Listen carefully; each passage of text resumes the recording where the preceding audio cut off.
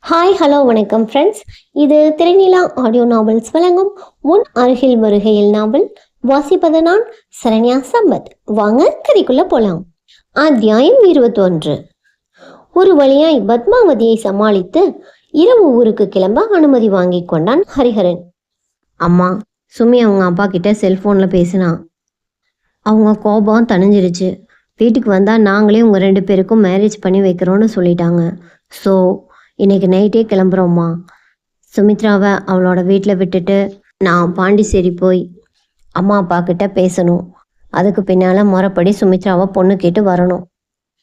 ஹரிஹரன் சுமித்ராவை பார்த்து கொண்டே இந்த வார்த்தைகளை உச்சரித்தான். சுமித்ராவின் உடல் சிலிர்த்தது. என்ன மாதிரியான பந்தம் இது? இவனை போன்ற ஒருவனை இதற்கு முன்னாலும் நான் சந்தித்தது இல்லை, இதற்கு மேலும் சந்திக்கப் போவதும் இல்லை என்பது போன்ற பந்தம் அல்லவா இது? இது எப்படி ஏற்பட்டது? எனக்கு இது எப்படி நேர்ந்தது? எனக்கு என்னதான் ஆனது? சுமித்ராவின் மனம் ஹோ என்று ஆர்ப்பரித்தது. அவள் மனம் சிறகானது. அவள் வானில் பறந்தாள். மிக கூட்டங்களில் மிதந்தாள். பிறை நிலவின் மேல் அமர்ந்து கொண்டு பாடினாள். உன்னை நான் சந்தித்தேன், நீ ஆயிரத்தில் ஒருவன், என்னை நான் கொடுத்தேன், என் ஆலயத்தின் இறைவன், என் தாள் உன்னை தொடர்ந்தேன், ஒரு கொடி போல் நெஞ்சில் படர்ந்தேன், சொல்லத்தான் என்று நினைத்தேன், வந்த நாணத்தால் அதை மறைத்தேன், மன்னவா உன்னை நான் மாலையிட்டால் மகிழ்வேன். Honey, honey! வாசவி சுமித்ராவை உலுக்கினாள். என்ன என்ன பதறி சுயநினைவுக்கு மீண்டாள் சுமித்ரா.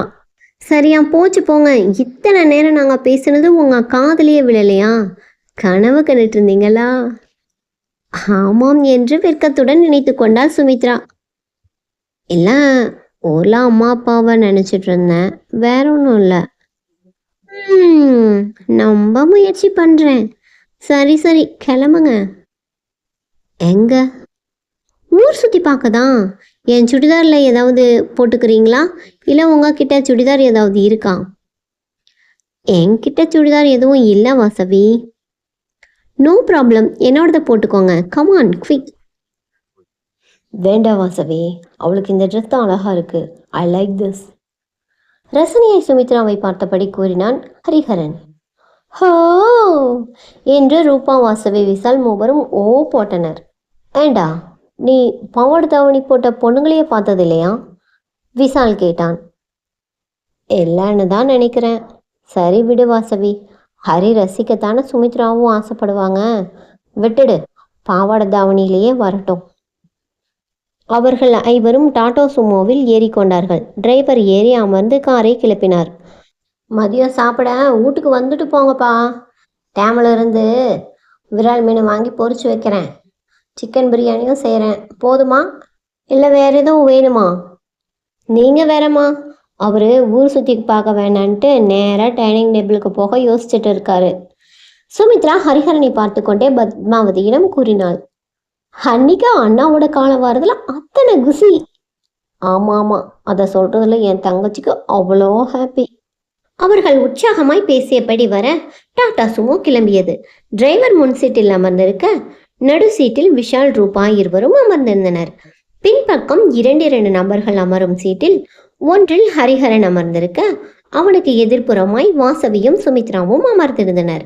ஹரிஹரன் வசதியாய் அமர்கிறேன் பேர்வழி என்று கால்களை நீட்டி கொண்டான். சுமித்ராவின் காலோடு அவன் கால்கள் உராய சுமித்ரா சங்கடமடைந்தாள். தன் கால்களை பின்னுக்கு நகர்த்தி கொண்டாள். அவன் கால்கள் முன்னேறின. குனிந்து எதையும் பார்ப்பது போல் அவன் கால்களில் நறுக்கென்று கிள்ளினாள். அவன் அசைவதாய் இல்லை. வாசவி, உன் அண்ணனை நேரம் உட்கார சொல்லு. அண்ணா, நேரம் உட்காருங்க. உன் சொந்த அண்ணா கிட்ட சொல்லலை. எதிர்த்தாப்புல இஞ்சி தின்ன குரங்கு மாதிரி உட்காந்துட்டு இருக்காரு இந்த அண்ணன் கிட்ட, இவர்கிட்ட சொல்லு. இஞ்சி தின்ன குரங்கா? யாரு? என் ஹரி அண்ணாவா? அண்ணி, இது அபாண்டம்.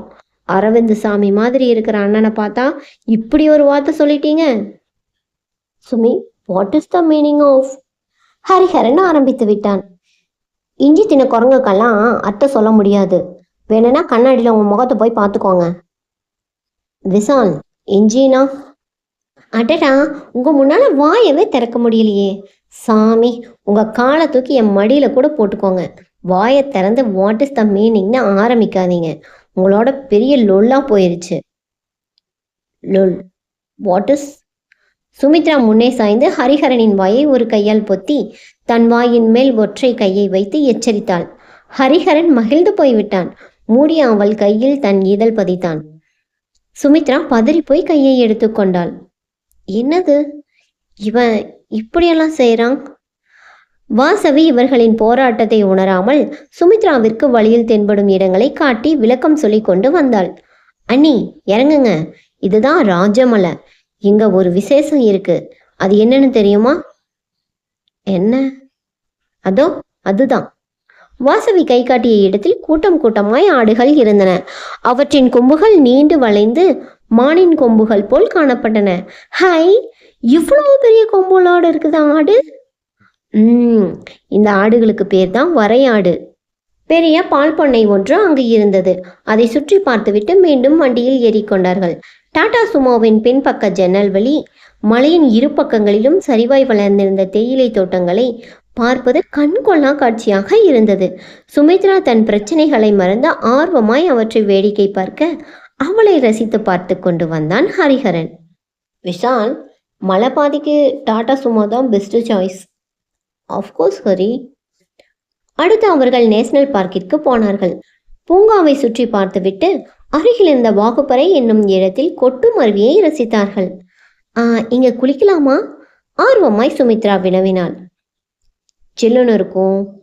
ஹரிஹரன் தடுத்தான். அண்ணாவுக்கு அண்ணி மேலதான் அக்கறை. உன் மேலேயும் அக்கறை காட்ட ஒருத்தனை தேடவா?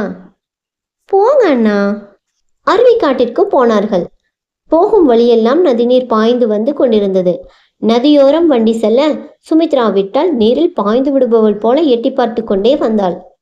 அண்ணி, இந்த நதிநீர் எங்கிருந்து வருது தெரியுமா? எங்கிருந்து வருது? அதோ அங்கிருந்து. வாசவி கை காட்டிய பக்கம் திரும்பி பார்த்த சுமித்ரா கன்னத்தில் கை வைத்து ஆச்சரியப்பட்டு போனாள். அகன்று விருந்த மலைப்பகுதிகளில் வெள்ளை திரையிட்டு மறைத்தது போல் ஆர்ப்பாட்டமாய் கொட்டி கொண்டிருந்தது அருவி. இதனாலதான் இந்த இடத்துக்கு அருவிக்காடுன்னு பேரு.